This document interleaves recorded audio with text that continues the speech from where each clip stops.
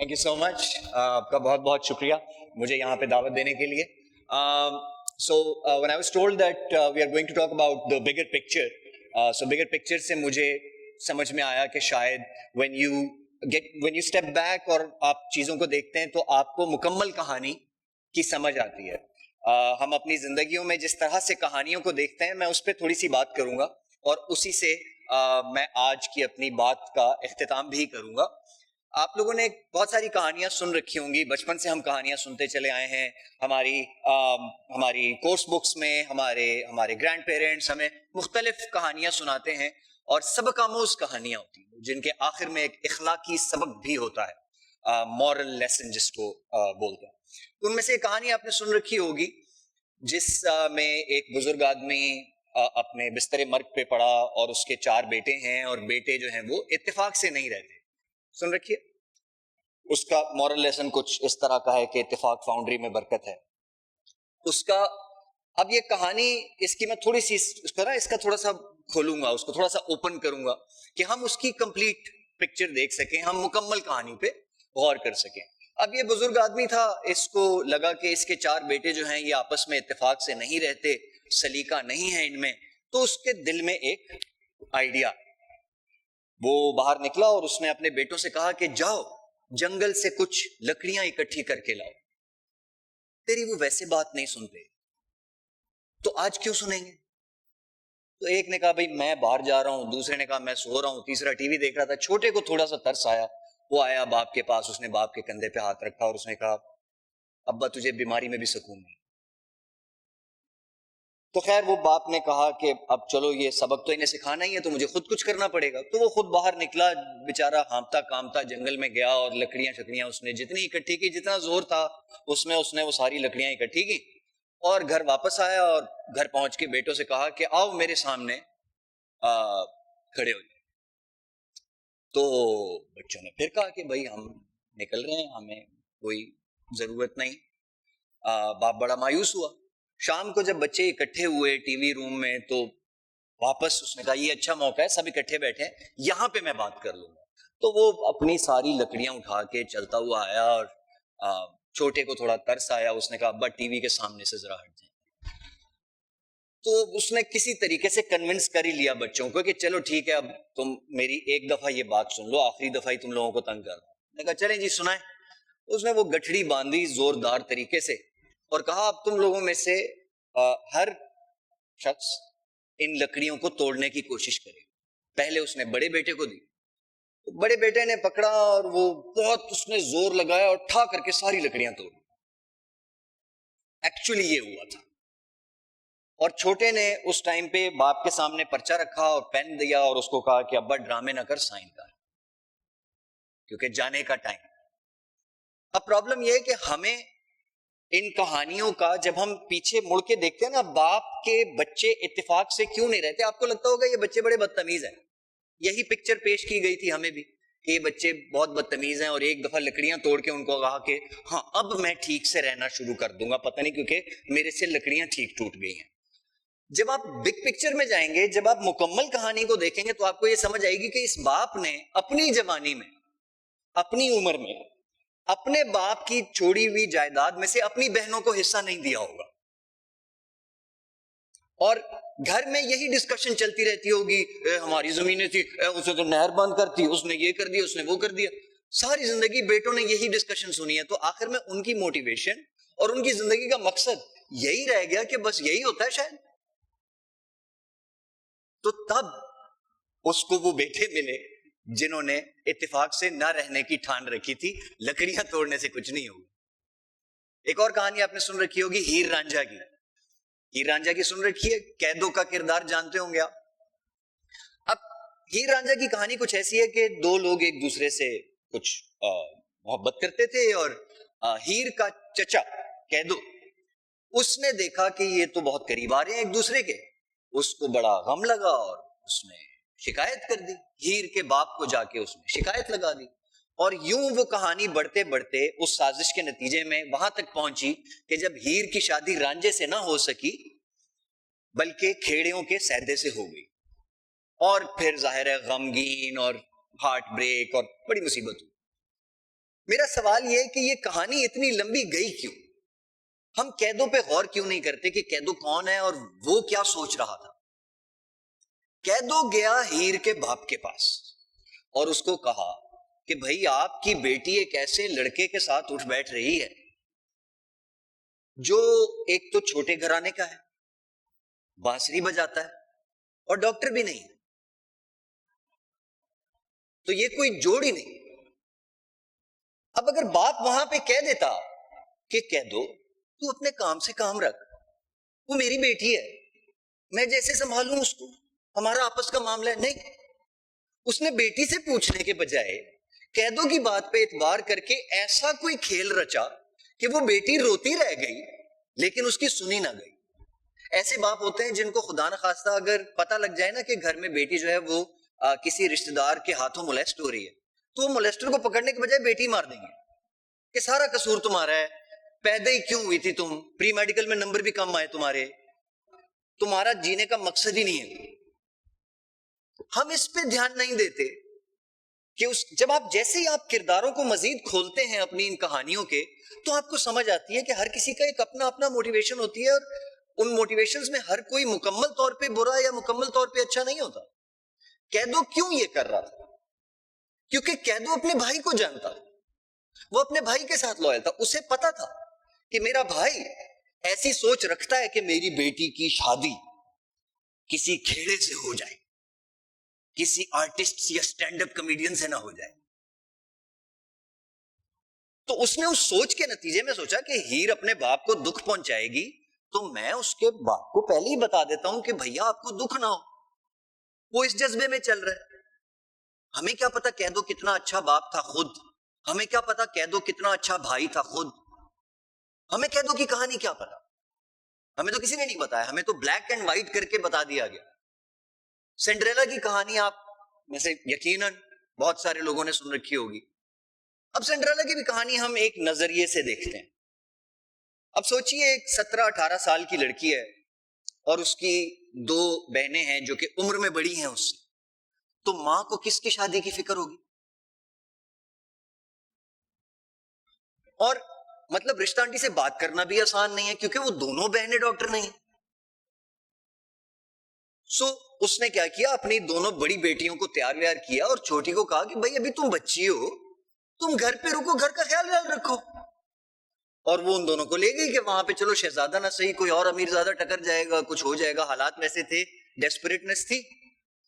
اب یہ جو چھوٹی تھی سنڈریلا، یہ جینزی کی تھی، اس کو نہیں پسند آئی یہ بات۔ اس نے کہا کہ امی میرے ساتھ ظلم کرتی ہیں، میں کیوں گھر کا خیال رکھوں، میں تو شادی کروں۔ اب آپ لوگوں نے کبھی یہ نہیں سوچا کہ اس نے ایسا کیا کیا کہ یہ سحر طاری ہو گیا، جس کو ہم فیری گاڈ مدر کہتے ہیں نا، یہ آج کل کی، ہاں آپ دیواروں پہ دیکھتے ہوں گے بنگالی بابا کے نام سے۔ تو بنیادی طور پہ اس نے کالا جادو کرا کے پتہ نہیں کیا کیا کہ ماں کی بات کا انکار کر کے، نافرمانی کر کے وہ پہنچ گئی پارٹی میں۔ اور وہ کالا جادو اتنا کو سٹرونگ تھا کہ شہزادے کی توجہ اس کے چہرے پہ نہیں ہے، اس کے جوتوں پہ، کیونکہ جب آخر میں اسے جوتا ملا تو اسے شکل ہی یاد ہی نہیں ہے، وہ جوتے چیک کرا رہا ہے کہ جس کو فٹ آ گیا وہی لڑکی سیٹ ہے میرے لیے۔ اور مطلب یہ تیرے پاس اسٹیٹ چلانے کا مطلب کوئی اور ضروری کام نہیں بچا، مطلب آپ جوتے ٹیسٹ کرا رہے ہیں لڑکیوں کو مختلف جگہوں پہ جا کے۔ اور آپ کو اور مجھے کیا پتا کہ اس کہانی کا نیریٹر کون ہے؟ ہمیں کیا پتا کہ یہ جوتا اسی لڑکی کو فٹ آیا تھا، کیونکہ ہم نے تو کہانی اس لڑکی سے سنی ہے جس کو جوتا فٹ آ گیا۔ اب وہ شہزادہ پھر رہے شہر میں، سارے شہر میں منادی ہوئی ہے کہ جس لڑکی کو یہ جوتا فٹ آ گیا اس سے شہزادہ شادی کرے گا۔ لڑکیوں نے کٹوا دی انگلیاں چھوٹی چھوٹی کر کے، کسی کو آ گئی فٹ، شہزادہ پتہ نہیں کیا پیے ہوئے تھا کہ اس کو وہ شکل ہی یاد نہیں، اس نے کہا بھائی یہی ہے وہ لڑکی، کر کے آ گیا شادی۔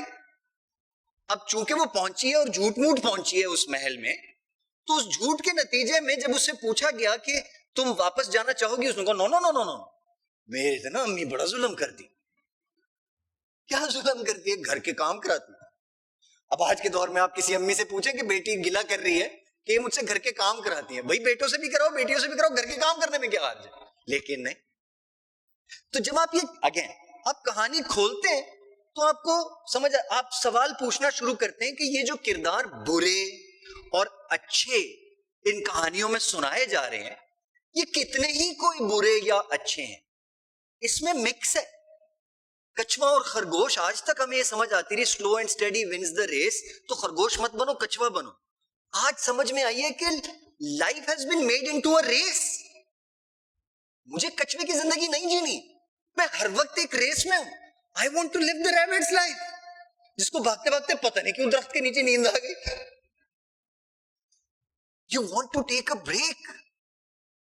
یہی آپ لوگ سکھاتے بھی ہوں گے اپنے دوستوں کو، اپنے پیشنٹس کو بھی، کہ زندگی دوڑ نہیں ہے، کبھی کبھی آپ کو بریک چاہیے ہوتی ہے. ریلوے اسٹیشن پہ اتر جانا، ٹرین مس کر دینا is one of the most beautiful things that can happen to you. تو مجھے slow and steady wins the race کرنا ہی نہیں، مجھے سونا ہے تھوڑی دیر. My life is my story. And my story, of course you don't know about my story. مجھے میری پوری زندگی کی کہانی کو یا کوئی بیٹے کی نظر سے دیکھ رہا ہے، وہ اس کو باقی ڈائمینشنز کا نہیں پتا. کوئی مجھے کمیڈین کے نظر سے دیکھ رہا ہے، اسے میری باقی زندگی کا نہیں پتا. کوئی مجھے ٹرینر کنسلٹنٹ کے طور پہ دیکھ رہا ہے، اسے پتا ہی نہیں ہے کہ میں کیا مزید کرتا ہوں نہیں کرتا. کوئی باپ کے روپ میں دیکھ رہا ہے تو اس کی بلا سے کہ اس کے اور کیا روپ ہیں. میری مکمل کہانی صرف میں جانتا ہوں، یا اگر خدا کی کوئی ذات ہے تو وہ جانتے. اس لیے آپ نوٹس کرتے ہوں گے کہ وہ باتیں، غور سے سنیے گا یہ بات، وہ باتیں جو کسی اور میں، یا وہ چیزیں یا وہ عادات جب آپ کسی اور میں دیکھتے ہیں تو آپ کو بہت بری یا بہت اچھی لگتی ہے. آپ اس کے لیے بڑے جذباتی ہوتے ہیں کہ یہ اس نے ایسے کیوں سوچا. لیکن جب آپ کے اپنے اوپر وہی سوچ، وہی خیال آتا ہے تو آپ کو اپنا آپ تھوڑا سا معصوم لگتا ہے. You are more compassionate with your own self. Why? Because you know your own whole story. آپ کو اپنی دوسری ڈائمینشنز کا پتا ہے. آپ یہ جانتے ہیں کہ میں یہاں کیا تھا، کمزور ہی تو تھا، کیا ہوا، غلطی ہی تو ہو گئی. یہ بات ہم کسی اور کے بارے میں کیوں نہیں سوچتے؟ جب تک ہمیں کسی کی کہانی کے بارے میں مکمل پکچر، بگ پکچر نہیں ہوگی، ہم کسی پوزیشن میں ہی نہیں ہیں کسی کو بھی جج کرنے کے لیے. اور مزے کی بات کہ کسی کی مکمل کہانی آپ کبھی جان ہی نہیں سکتے. تو کیا سیکھا ہم نے؟ کسی کو بھی جج کرنے کا حق کھو دیا. تبھی جہاں یہ مذہبی اسکرپچرز وغیرہ پائی جاتی ہیں، خدا کا کانسیپٹ پایا جاتا ہے، تبھی یہ سمجھایا جاتا ہے مرنے کے بعد وہ کر لیں گے جج. آپ نہ کیجیے، آپ کے پاس یہ نہ آپ کو رائٹ دیا گیا ہے، نہ یہ موقع دیا گیا ہے کہ آپ یہ کام کریں. تو پھر یہ سزا اور یہ دنیا میں جیل اور یہ اب یہ کنفیوژن ہو سکتی ہے. پہلے کی بات کلیئر ہو گئی. اب یہ کنفیوژن ہو سکتی ہے کہ پھر اگر کوئی اچھا خود کو ایک قاتل ہے اور وہ خود کو معصوم سمجھ رہا ہے کیونکہ اس کو اپنی فل سٹوری پتا ہے، تو میں کیا کروں؟ بات یہ کہ آپ کا فیصلہ یا اس کی برائی یا اچھائی پہ ڈیپینڈ نہیں کرے گی. آپ کا فیصلہ، اگر وہ سوچتا ہے کہ ان کو جینے کا حق نہیں ہے، اس سوچ پہ میں کوئی قید نہیں رکھ سکتا. اس کے دل میں روزانہ برے خیال آتے ہوں گے، لیکن میں اس کے اس اقدام پہ جہاں اس نے یہ سوچا کہ میں اس کی زندگی روک سکتا ہوں، ختم کر سکتا ہوں، اس کے جینے کا، سادہ زندگی جینے کا حق ختم کر سکتا ہوں، جب یہ کنٹرول میں لے سکتا ہوں، اس کی سٹوری کو میں کنٹرول کر سکتا ہوں، تب اسٹیٹ انٹروین کرے گی اور کہے گی کہ آپ اپنے تک رہیں، آپ اپنی سٹوری میں رہتے ہوئے اپنے لیے جتنے کمپیشنیٹ ہونا چاہتے ہیں ہو جائیں، مداخلت نہ کریں. تو جرائم روک تھام یہ معاشرتی رکاوٹوں کو ہٹانے کے لیے ہوگی. سو میری کمپلیٹ سٹوری میں جانتا ہوں یا کوئی ذات ہے جو جانتی ہے, آپ کی کمپلیٹ سٹوری آپ جانتے ہیں.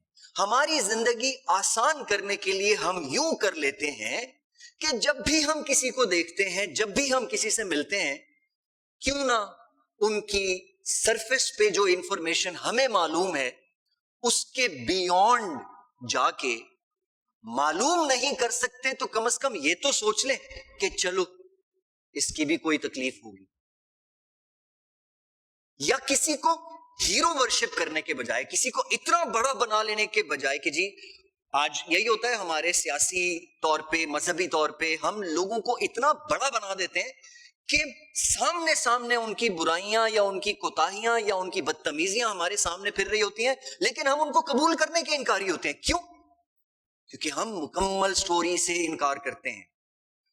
کمپیشن صرف برائی, کسی کی برائی دیکھ کے نہیں اس کا مظاہرہ کیا جاتا, اچھائی دیکھ کے بھی کیا جاتا ہے. یہ بھی ایک بیماری ہے کہ کسی کو اتنا اچھا اور ہیرو بنا لینا کہ آپ دوسروں کے لیے نیوسنس بن جائیں اور کچھ اچھا ہونے ہی نہ دیں, کوئی کانورسیشن ہونے ہی نہ دیں, اس چیز کی جگہ دیں, اچھے برے کو اکٹھے رہنے کی جگہ دیں. میں as a writer I right stories, I right characters, and usually I am very fond of my characters.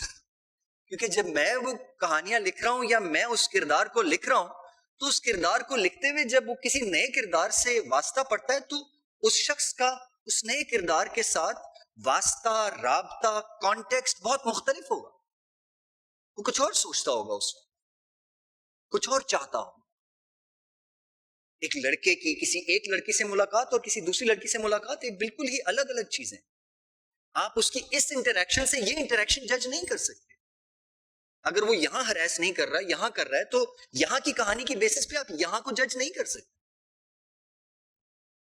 Let us give that space. Let us open ourselves up a little bit. تھوڑا سا اپنی کہانیوں میں جگہ رکھتے ہیں خرگوش کے ریسٹ لینے کی.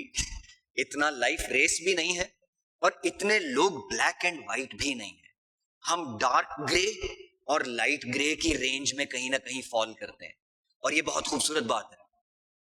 ہم خوبصورت اسی وجہ سے ہیں, ہماری خوبصورتی ہے یہی.